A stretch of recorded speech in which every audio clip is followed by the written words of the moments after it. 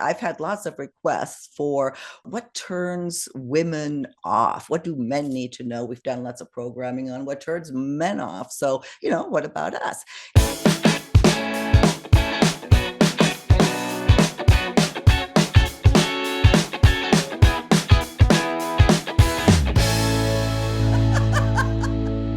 Thank you so much for joining us again on Second Act TV. So happy to welcome back Treva Brandon Scharf, the author of Done Being Single and Dating Coach Extraordinaire.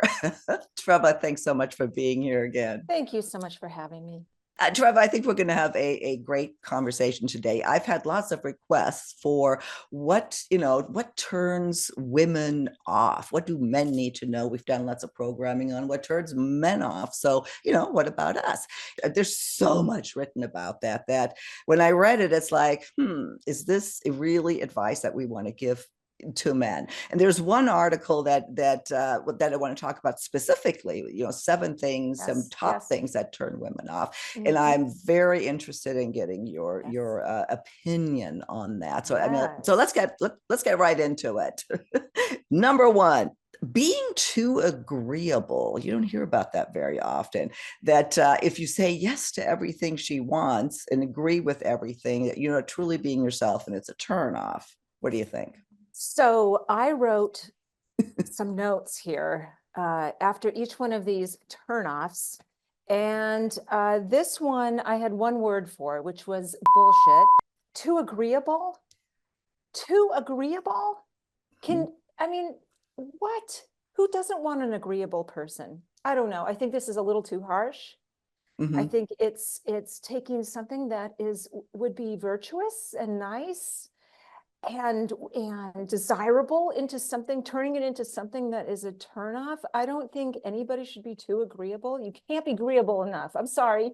I'm married. I know.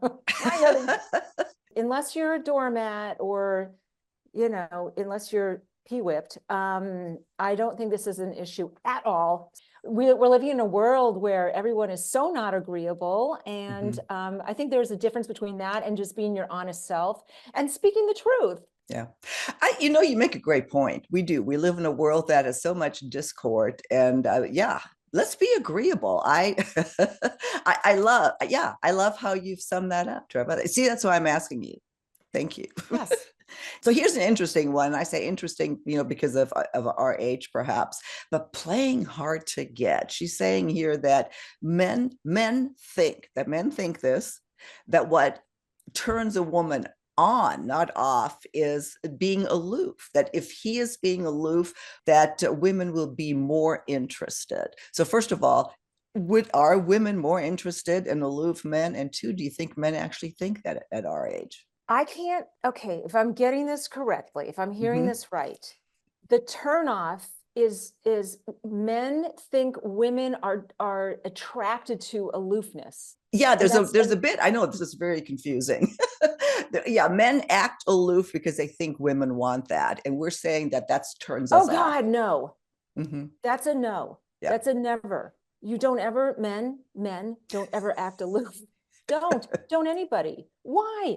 What, right. What are we waiting for? Why would you ever, play games and play hard to get? And there is psychology, there is to that. Mm-hmm. We tend to want what we can't have. Okay, mm-hmm. I get that mentality. No, there's really no place for it, especially for people of our generation, because again, you're going to push some away, or you're going to act too cool for school. Because why? Because you think you're going to, act now, people. No, I agree. I agree. I think this goes, maybe speaks to when we were younger. Apparently it's still going on since this is being written about, but showing interest and letting someone know you like them. There's a difference between being overly, eager, if you will, and then just being straight aloof. So I would agree. Yeah, definitely a turn off. Another interesting one here, and what I like about this article, this is all about behaviors, because so many stupid Yes, stuff is on the internet about, don't like facial hair or this yes, kind of yes, yes, shirt or yes, yes, shoes. That's so arbitrary and subjective. Just yes. throw those articles out. But here's avoiding confrontation. That if you're a man who gives us power away, and lets her run the show, be warned that women are turned off by this behavior. Women, okay, let me get this straight. Women are turned off by men who give them too much power. Yeah, they avoid confrontation, so they let the woman run the show. They give her the power of how this relationship is going to go. Is the way I'm interpreting this. I like you read so Mm-hmm. much dating content Right. that I will read an article, and as a little fun game that I play with myself, I try to predict how old the writer is, or what generation she's in. 9 times out of 10, it's a much younger person coming Mm-hmm. from that experience, from that perspective, Right. and it doesn't really apply to us. So what is so wrong with giving women some say? What is wrong with deferring to a woman? Or, I mean, I think that's chivalrous. That's something men should do. It's not, again, you're not like a doormat. You're holding your own. I agree. There's a lot of to interpretation here. What's the confrontation about? What is it? Do you have to be right about everything? I mean, I agree that if you strongly disagree with something, or you don't like what somebody, what the woman did or whatever, say something. I mean, you don't want a doormat, absolutely not. But where is that fine line, perhaps, or is there a line in the sand? But all in all, we don't need any more confrontation. So No, if it no. makes sense to avoid it, yeah, avoid it. We don't like to fight. Yeah, I think this is also advice maybe for people who are already in relationships. As far as, when you're courting someone, when you're first starting to get to know someone, yes, there's going to be collaboration and compromise, and you're going to have to listen, and you're going to have to bend, and you're going to have to be open to things. Once you move along, you sort of established where what the roles are, I guess. But in the beginning, why not be agreeable, and why not, allow for different opinions and all these things that are so-called turnoffs. But okay, let's keep going. Yeah. That's funny. Well, here, acting insecure. That's kind of like duh. I mean, I agree here that the one of the biggest attractions is confidence. Well, okay, so I have some thoughts about this, because Okay. I'm in the minority, and call me crazy, but I think confidence is overrated. And I think that not everybody's confident. Not everybody's got it, that thing, I guess. I am much more compelled by and attracted to a man that is maybe a little more quiet, maybe a little more introspective, maybe a little bit more demure, maybe a little more humble. I don't get this. I mean, I do get this confidence thing. I think like it's just blown out of proportion. I would like to turn the word confidence into conviction, because Okay. that to me is so much more powerful. It's less, in your face, and more something that's subtle. And it speaks volumes about who a man is when they don't have to turn it on, or, be this persona that so-called women want. I mean, I hear this confidence thing over and over. I want a confident guy, and confidence is sexy. And Well, I, what you're making the common is that this doesn't hold true for everybody. it And how do really, you insecure? I mean, how do you define insecure? Because what you're defining is more of an introvert. People who are deep, they're more one-on-one versus just, hey, I'm here. yeah. And thanks. It's a different vibe. Conviction is different than confidence. Good. Well, here I'm dying to hear what you have to say about this one. Being too needy. I'll just leave it at that. Being too needy. How do you define that? She suggests that being needy has everything to do with not trusting yourself. She made that point. Not trusting yourself What? I think what she was referring to is that if you constantly need someone to build you up, like if this man is constantly looking for compliments, or that, just reconfirming that, oh, I love you and you're so good looking, blah blah blah blah, that's not already internalized, that's what the turnoff is.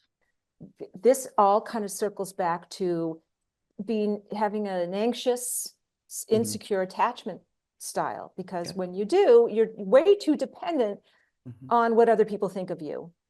To be too needy is almost like, I don't trust that the other person's going to love me for me.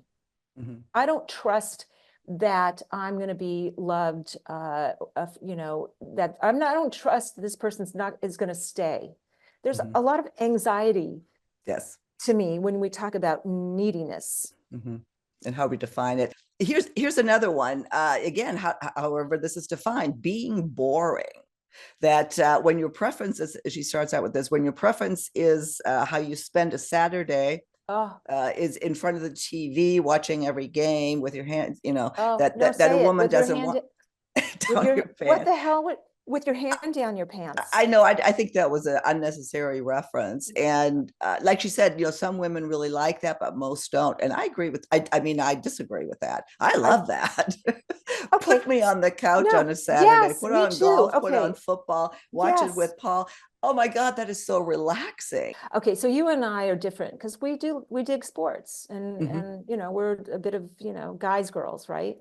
Yes. Okay. So our guys lucked out because I mean I happen to know more about football than Robbie does, and I'm a sports bettor, so I'm like every guy's dream. I mean, I would sit I sit in a Vegas sports book for hours, okay, because I dig it, I love it. Okay, but not everybody's like us, right? So when you're getting to know someone, I mean, what the hell, you're going to have to kind of bend a little, right? We've talked about it. Let me explore, let me experience it, let me be a little curious about this person.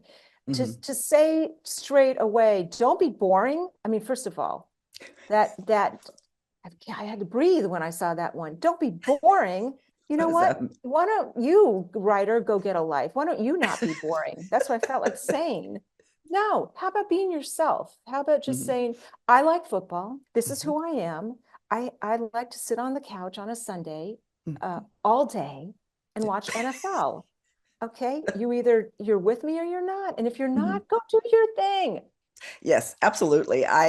You have to, if you don't like it, that's okay. And maybe most women don't. I don't know. Again, you and I come from a different perspective there. And I get that. A lot of my girlfriends don't want to do that, but they go out and do their thing, and they don't think the guy is boring. They just get that's his thing. So as long as you still have a life together, you do stuff together, then I mean that's really what ultimately what it boils down to in a relationship. Again, interesting point and perspective. Yes. Lastly, here she has complaining too much. That if you're a man who complains about how difficult things are, or even worse, how expensive they are, that you're not going to come off as Mr. Dreamboat. Nobody likes a whiner, okay, right. And nobody likes a Debbie Downer. That goes for both genders. This writer is harsh. Jesus. I guess it depends on what it is. But again, I think you just said that's very harsh. No, I don't want somebody, like you said, a whiner or a complainer. But again, where's that fine line? You just have to kind of hear yourself, and it's all on us. It's incumbent upon you, to have some level of awareness, self-awareness, so that you're not sounding too negative, or that you're not, sounding pessimistic or down. And again, if we're talking about the courtship process here, yes, those things they will matter. You will hear them. You'll hear them on your dates. Oh gosh, this woman, she just fetches all day long. Oh my God, I'm exhausted. Or, this guy just can't stop complaining about his whatever. No, nobody really wants that energy. It's sort of a bummer. Yeah, no, I would sum that one up as, and she has it here, that glass half full versus a glass half empty. I do agree with that. I like people to be glass half full. You don't, People. you don't want to constantly have negative People. behavior. Correct. But I think that reading these points, and if you were to adjust, a man, talk to the men now, to each one of these, you're almost being turned into some sort of robot who you're not. Yeah. Again, some of it applies, some of it is accurate depending on how you interpret each of these. And that's why I'm glad to have your interpretation, Treva, because it's different and it's needed. And we are starting to come to the end here. What would you like to add here? Are there other turnoffs? Here's what I would do, because this is a huge turnoff for both people, is being too hard on each other. So these lists, and you see them all the time, and we talk about them, these lists are good to discuss, and they're fun, they're funny, but at the end of the day, they can be harsh. And by the way, you're not going to date anybody if you follow all of these things, because nobody can not be boring. Nobody cannot complain. Nobody can, do it all the time, 24/7. So flexibility is really, what the day calls for. Yes, it's good to talk about, but don't take it to heart so much that you're living and you feel like, oh my God, I've got to reach all of these things. I've got to meet these requirements. No, you don't. You just have to be you. And that's how I felt. Yeah. I would sum it up with maybe, for men to know is listen. Be a good listener, and that again goes both ways, but especially for men. And don't make her feel ignored. I think those are the things where if she feels ignored or not heard, that those are the biggest, I think, turnoffs in terms of behavior. Treva, as always, I will link to all of your information to your website if you want to coach with Treva. She is so fabulous to work with, and as you hear, you're going to get advice that maybe you don't get elsewhere. And of course, pick up the book. It's just a wonderful read. It is full of fantastic information as well as very entertaining and a very inside look into Treva's life and belief. So Treva, thank you again. And I look forward to our next conversation. Thank you. On Second Act TV. Thank you.